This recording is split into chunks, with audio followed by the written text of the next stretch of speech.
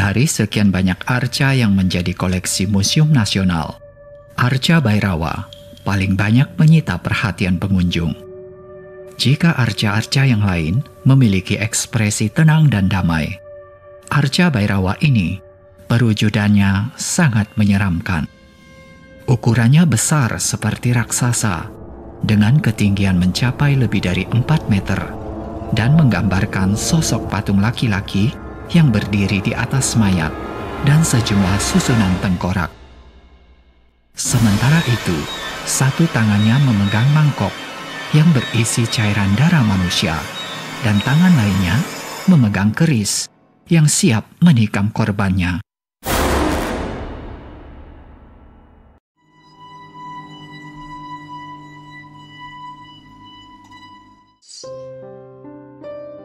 Teman-teman, berjumpa lagi dengan channel wisata bareng Arif Fandi. Untuk episode kali ini, saya akan mengajak kamu melihat koleksi Museum Nasional yang dikenal juga dengan Museum Gajah. Saat ini, kita sudah berada di dalam museum. Tepatnya kita sedang berada di Taman Arkeologi, sebuah taman hijau yang kanan kirinya terdapat koridor panjang dan dipenuhi pilar-pilar yang megah.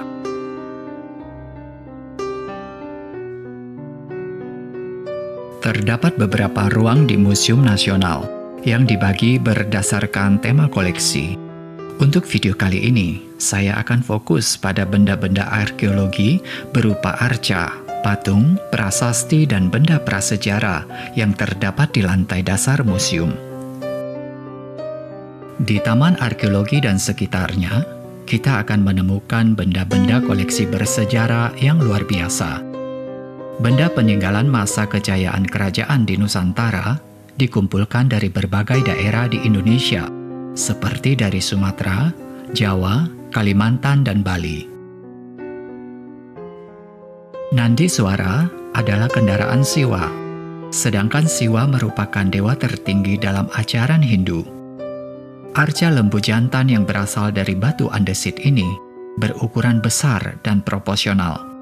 Dilengkapi 2 rangkaian kelintingan pada lehernya, pelana pada punggung, dan tali pelana yang ornamentik, serta hiasan di atas kepala, membuat arca kelihatan artistik.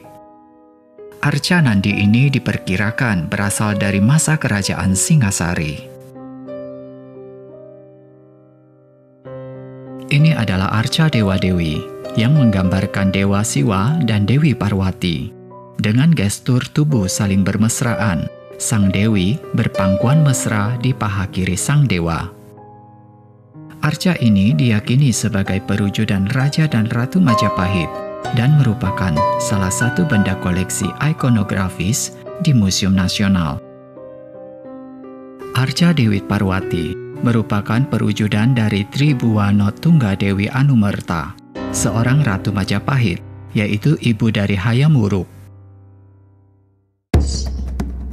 Di sepanjang lorong yang didominasi pilar warna putih dipajang benda arkeologi yang merupakan peninggalan zaman Hindu dan Buddha. Terdapat 2 lorong, yaitu sisi koridor selatan dan sisi koridor utara di Taman Arkeologi ini. Setiap koridor dipadati koleksi patung arca, relief, dan benda-benda arkeologi dari abad lampau. Peninggalan dari abad ke-13 sampai dengan 15 Masehi merupakan koleksi berasal dari peninggalan Kerajaan Singasari dan Kerajaan Majapahit. Sedangkan peninggalan abad ke-8 sampai dengan abad ke-10 Masehi merupakan koleksi berasal dari Kerajaan Mataram kuno. Seni arca abad ke-8 disebut juga seni Dieng, dan seni arca abad ke-9 dan abad ke-10 disebut juga seni Sailendra. Nah teman-teman, berikut ini mari kita cermati lebih dekat lagi koleksi arkeologi dari zaman kerajaan yang luar biasa, yang merupakan peninggalan nenek moyang bangsa Indonesia. Dari benda-benda arkeologi yang sudah ditemukan dan disimpan di museum ini, kita jadi tahu bahwa peradaban nenek moyang bangsa Indonesia sudah sangat maju dan merupakan bangsa yang besar pada masa itu. Semua temuan ini juga menjadi bukti bahwa Indonesia memang memiliki sejarah peradaban yang tak kalah dengan peninggalan suku Maya.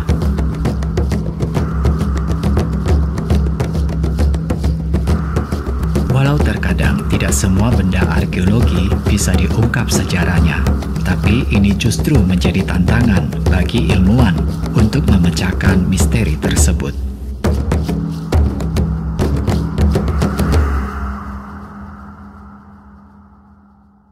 Selesai berkeliling taman arkeologi, saya pun lanjut ke ruangan yang lain, dan saya melewati area yang disebut Ruang Keragaman Suku Bangsa. Ini adalah peta Indonesia dan gambar suku-suku dari seluruh Nusantara. Setiap suku mengenakan pakaian khas daerahnya masing-masing.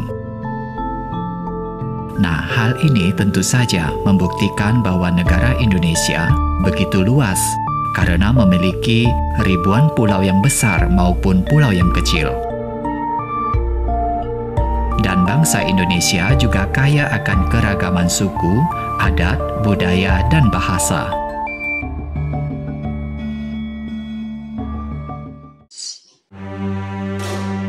Masih di lantai dasar Museum Nasional, sekarang kita berada di area yang memajang benda-benda dari zaman prasejarah.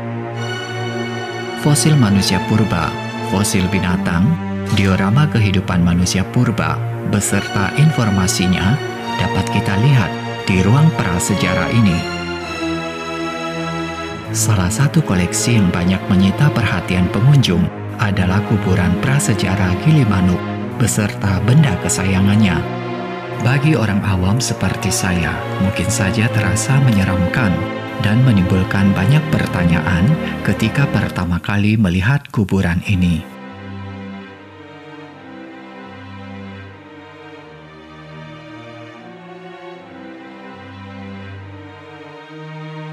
Sepertinya kita sudah mengeksplor keseluruhan lantai dasar Museum Nasional. Akan tetapi kita masih menyisakan area lantai atas yang belum kita jelajahi secara mendetil. Pada episode berikut, saya akan coba membuat video tentang itu.